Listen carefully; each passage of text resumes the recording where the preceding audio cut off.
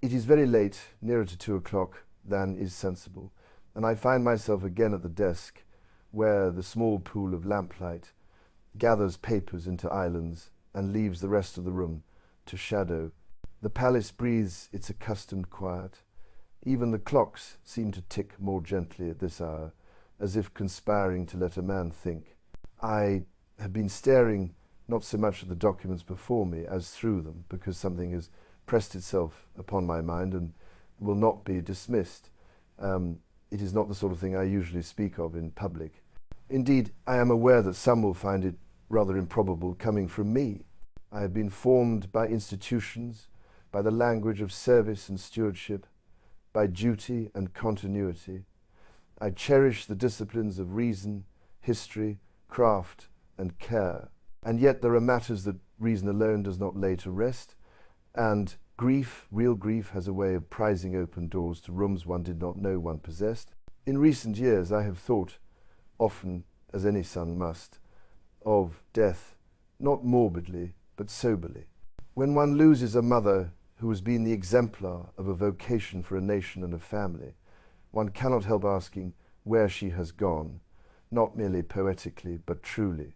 We recite our creeds, and we draw comfort from the rituals that have accompanied our people for centuries, and they are no small comfort. Still, in the long hours when the house sleeps and one is left to one's own heart, the questions return with a gentleness that is somehow more urgent than any demand. What becomes of consciousness? What becomes, in plain words, of the person whom we have loved? Is there continuity that is more than a metaphor? Are we held not only in memory, but in some more capacious keeping? Of late, these questions had followed me into work that is, for me, unusual in its vocabulary, but familiar in its purpose. Thoughtful people explaining with admirable patience their efforts to understand the mind and to relieve human suffering where it lodges in. The delicate architectures of the brain, they speak of pathways and interfaces, of signals and harmonies one can almost hear in their descriptions. Good people trying to lessen pain.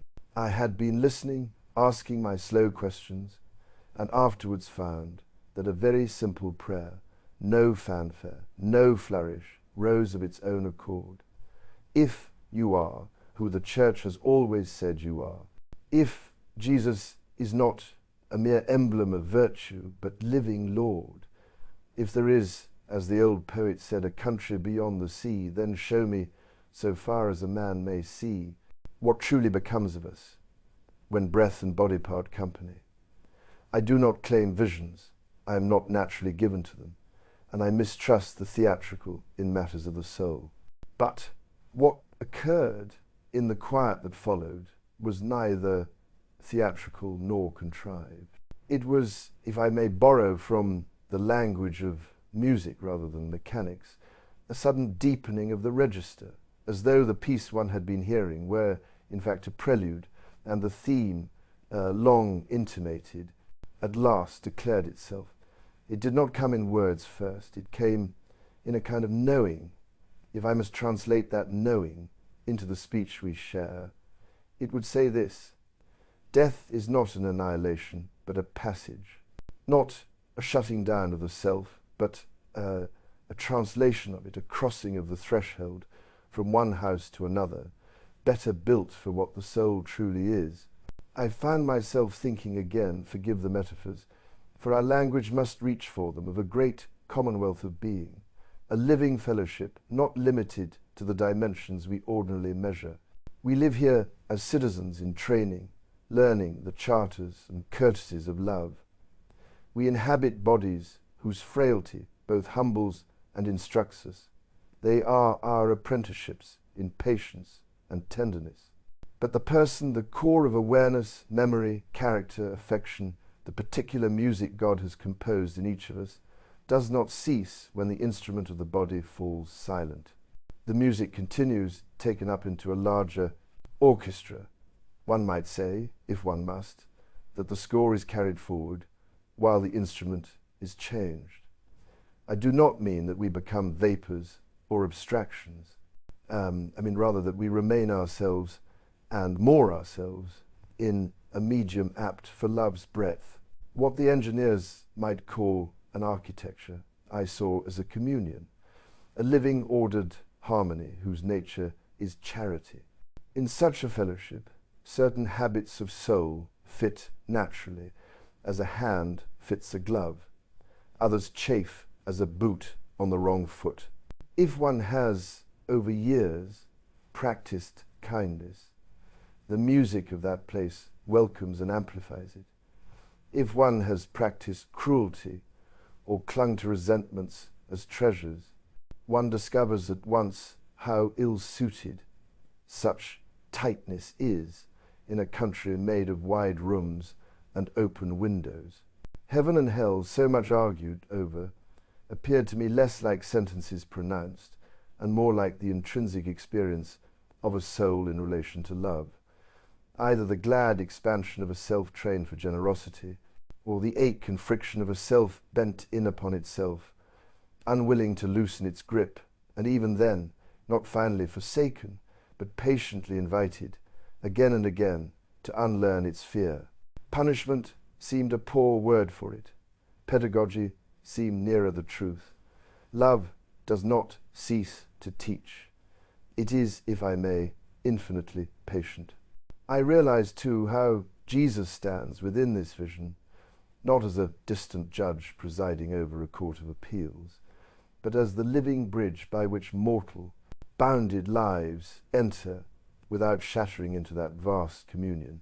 The ancient claim that he has passed through death and returned with its keys ceased for a moment to be poetry and became something very like the geometry of compassion. He is the shape by which human life can be fitted to the life of God. He is the pattern love poured out without remainder, into which our lives may be cut and thus made congruent with that country where love is the law. Those who have never spoken his name with comprehension are not, for that, excluded.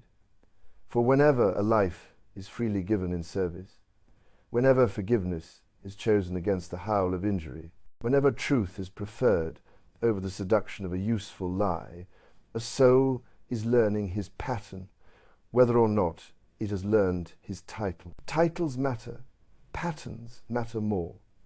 Time, this was next, does not work there as here. Our clocks slice experience into lengths we can count, which is useful for timetables and absurd for grief. But in that larger fellowship, time felt capacious, elastic, merciful. A soul not yet ready for the full blaze of love is not thrown into it unshielded. It is led as eyes are led from dark to dawn, gently. The impatient among us will always ask, how long? But the better question there is, how true? For truth, which here can feel severe, there is the friend that relieves us of every falsehood we have used as armor. Nothing is wasted, not even our worst mistakes, if we will allow love to re-teach us how to live. It is possible to be very wrong for a very long time and still be brought at last into the rightness that is peace. That is the comfort of the slow learner and the hope of kings. I found myself, to my surprise, comforted not merely for the fate of saints, but for the fate of the ordinary, which is to say, most of us, those who could not say their prayers without stumbling, who were brave only in small ways, who failed conspicuously, and then repented clumsily, such as these were not cast aside. The communion, I sensed, had room for those who had muddled along with good intentions, and for those whose bad intentions had been extracted by sorrow and patience. There was justice, real justice, that puts things right, but it came as light that reveals and mends, not as fury that merely scorches. This vision, no, that is too proud a word, this intuition, this gift of clarity, altered the angle from which I view many earthly matters. It did not make me less interested in the sciences that chase pain from the world. It made me more interested for it revealed those labors as sketches of a larger mercy. When a woman or man devotes intellect and imagination to unraveling the knots of the mind so that a neighbor might live less haunted, they rehearse the work of that country where every knot is patiently loosened. When engineers design systems that increase connection and reduce isolation, used well, with limits and care, they stage a small parable of the communion to come. But the parable must be read aright. The end for which we are made is not noise, not the thin, frantic contact that leaves us lonelier than before, but the thick mutuality of persons who meet as givers and receivers of grace. I must speak plainly, too, about the way this understanding humbles judgment. It is very easy to write people off, those with whom we disagree spectacularly, those whose conduct scandalizes us, those whose anger is wearying. But if each of us is, in the end, a student in love's long school, then the proper response to another's failure is not contempt, but a complicated mixture of truthfulness and hope. We must hold one another to account. Of course, a society without standards is a cruel society, because the weak are the first to suffer when the strong are not guided. Yet, even our standards are for the sake of healing. We do not throw away the difficult person. We ask what hurts have taught them their narrowness. We keep the door ajar. As for grief, that midnight tutor, it has not ceased to ache. Grief is, in its way, a form of fidelity, but it has been relieved of despair. I cannot believe that those whom we love simply fall into some celestial oubliette. Rather, I am persuaded that they are gathered into the life of God as rivers are gathered into the sea, their particular waters, not lost, but perfected. If sometimes one senses their presence not theatrically, but as a warmth of courage or a sudden strength precisely where it is needed, I am content to think of that not as delusion, but as a mercy allowed. Not the compulsive haunting of ghosts, but the courteous neighborhood of the saints. The Church has always said that we are compassed about by them. Perhaps that old phrase is simply truer than we moderns dare grant. This changes how one lives by daylight, not, I think, into a nervous religiosity, heaven defend us from that, but into a settled intention. If love is the constitution of that country, then practicing love is not optional homework. It is the curriculum. To forgive where one might reasonably keep score, to speak truth without contempt, to bend the knee before the poor and consider them one's teachers, to steward creatures and landscapes as trusts, not assets, to honor promises, to keep Sabbath, by which I mean to stop at times, to let the soul catch up, to pray even falteringly, because prayer is the tuning of an instrument that will one day play in a larger hall. These are the ways a citizen rehearses citizenship. It also reshapes the way I think about kingship, which, if misunderstood, is merely theatre. At its best, it is a vow to promote concord, to draw the disparate into a harmony that does not erase their differences, but sets them in relation. In that sense, kingship is but a training for what every person will be called to do in that country, to offer oneself for the common music. Authority is not the power to have one's way. It is the permission to expend oneself for others' flourishing. If the monarchy cannot bear that definition, it does not deserve to stand. If it can, then even its pageantry may teach that the true splendor of any crown is the light it reflects from a greater throne. I am aware that some will say, all this is very fine, but where is the proof?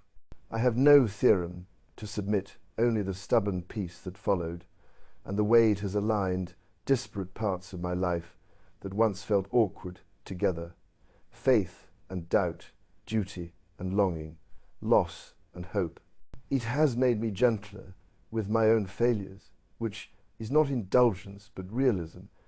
it has made me sterner with my temptations, because I can see more clearly what they cost. It has made me more grateful for the earth we are given to tend, because it is not disposable scenery. It is the nursery of saints. If you find any of this helpful, I am glad. If you find it merely curious, then let it be a curiosity that nudges you to your own honest experiment, not with spirits and spectacles, but with stillness and sincerity. Shut the door. Turn off the chorus of opinions, ask as plainly as a child might for light, and then wait not tensely, but with that patient expectancy which is the posture of love. It is not the waiting that produces the answer, it is the love on the other side of the door that has all along been nearer than breath. Before I extinguish this lamp, I would like, if you will indulge me, to pray, not as a sovereign, for prayer levels us to the single rank that matters, but as a man grateful for mercies seen and unseen. Lord Jesus Christ, living bridge between our little rooms and your great house, thank you for the hints of home that come to us in kindness, in beauty, in the brave endurance of those who suffer without bitterness. Teach us to number our days not in fear but in wisdom, that we may spend them on what endures. Take from us the meanness that hoards and the pride that isolates. Give to us the largeness of heart that fits the country where you are King. Remember the grieving, that they may feel the weight of their love shift from burden to blessing. Be patient with the violent and the stubborn, and make us patient with them. Guide all who labor to heal minds and mend bodies. Let their skill be a parable of your gentleness. Keep us faithful in our small vows, and when our last night comes, let us pass not into emptiness, but into your embrace, where our names are not lost and our work is not wasted. And let us find there, perfected and at peace, those we have loved and tried to serve. For you live and reign, love without end. Amen. The hour is indecent. Morning will, as it always does, arrive earlier than I should like. There will be people to meet and hands to shake, charities to encourage the customary procession of tasks that make up day. I will step into them, as one must, but I will carry with me, as one may, the quiet conviction that we are more than dust briefly set in motion, that our consciousness is not an accident but a calling, that the true test of any life is not how loudly it was noticed, but how fit it is, at last, to join the great fellowship of love. If that is so, if love is indeed the constitution of the realm to which we are bound, then nothing done in love is ever lost. Not a word, not a meal, not a hand extended in an awkward corridor, and not, for that matter, a crown, provided it is laid down at the right feet.